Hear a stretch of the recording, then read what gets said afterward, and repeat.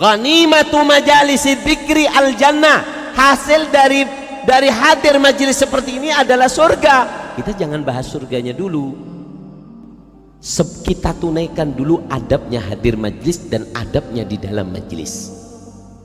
Apa adabnya di dalam majelis? Kalau kita sudah ada di dalam majelis, apa yang harus kita lakukan supaya kita dapat maksimal?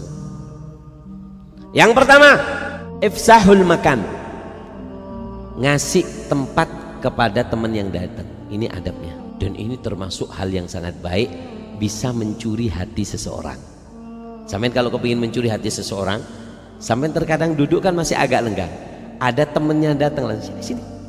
Nah, ifsahul makan, ngasih tempat, sini cukup, tak cukup, enggak cukup. Ini bisa mengambil hati, bisa mengambil hati seseorang yang tidak bisa diambil dengan uang. Apa? Ngasih tempat di majelis. Ini termasuk adab.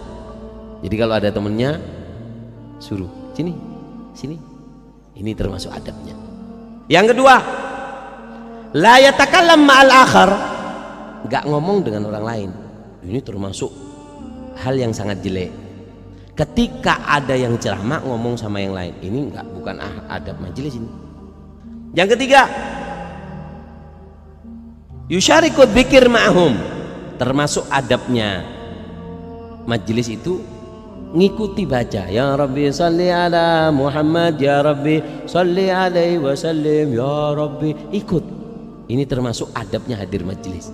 Yang keempat, al-insat, mendengarkan. Kalau ada yang ceramah, dengarkan, karena termasuk penyebab dapatnya hidayah itu mendengarkan.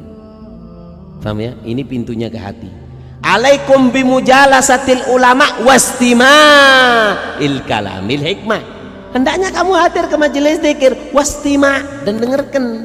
Kenapa kok kita harus dengarkan? Fa innallaha yuhyil qulubal mayyita binuril hikmah kama yuhyil ardul maita bima'il matar. Karena Allah menghidupkan hati kita yang mati dengan cahaya ilmu yang disampaikan oleh para ulama, sebagaimana Allah menghidupkan tanah yang tandus dengan air hujan.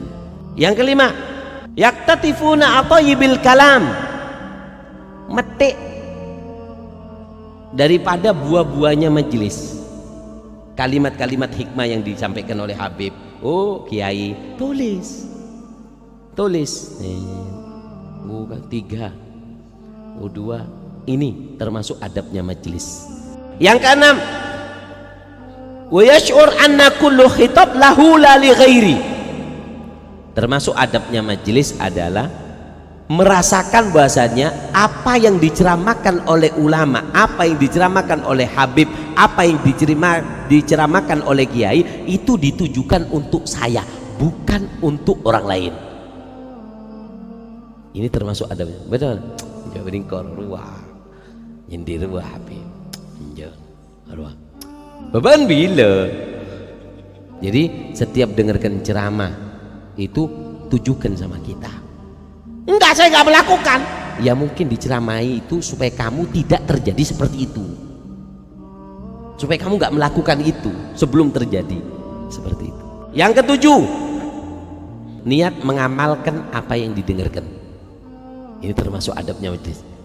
Apa yang dinasihat, insya Allah saya kepingin ngamalkan apa yang nanti di rumah, insya Allah kepingin ngamalkan. Nah ini.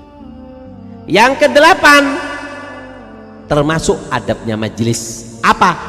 An-nadhafah, kebersihan. Ini adabnya majelis. Jadi kalau ada di majelis harus bersih. Apanya yang bersih? Sampean yang datang ke majelis harus bersih pak, mandi gade ngeding, kadang dari sampo takut telat loncat, mun kakek tak kira nyiyom rosak lo nggak kira, nengetin kakek, jangan. Adabnya majelis itu harus kita bersih, dan juga kebersihan di tempat. Orang ada pengajian di masjid, habis makan ditinggal di masjid anunya. Dosa kamu.